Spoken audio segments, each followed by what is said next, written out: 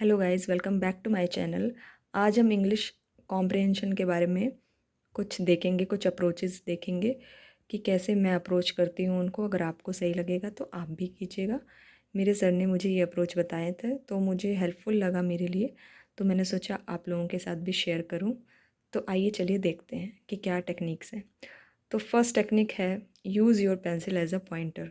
जब भी कभी आप पढ़ने बैठें तो पेंसिल को पॉइंटर बनाकर पढ़ें, उस उसके साथ पढ़ें।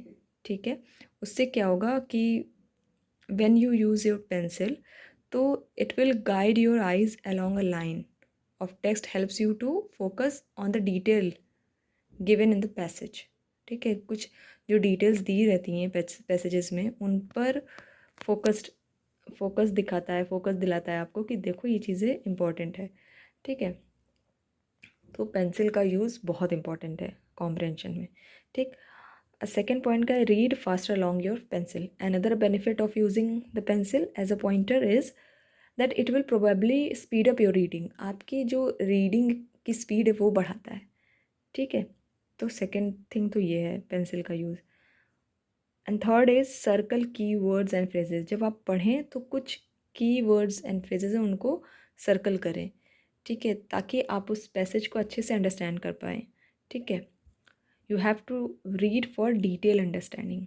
ठीक है, अच्छी से अंडरस्टैंडिंग के लिए आपको रीड करना पड़ेगा। Okay, and the fourth point is keep fogging ahead. तो इसमें ये है कि जब आप पहली बात तो जब आप पढ़ेंगे, कुछ पैसेजेस ऐसे होते हैं कि जो फर्स्ट टाइम में पढ़कर नहीं समझ में आते हैं तो उनको दोबारा पढ़िए।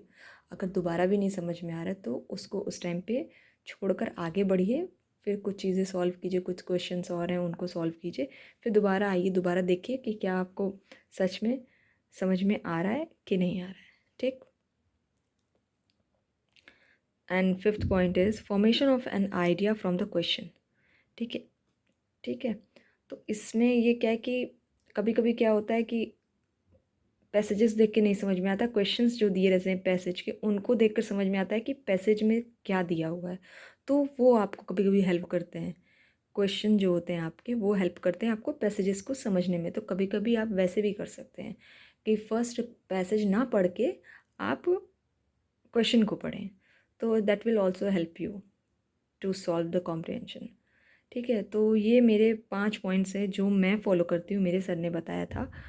तो अगर आपको सही लगता है आप भी फॉलो कीजिए, और अगर कुछ और टिप्स एंड ट्रिक्स हैं आपके दिमाग में तो आप मुझसे शेयर कर सकते हैं कमेंट सेक्शन में। ठीक है, थैंक यू फॉर वॉचिंग।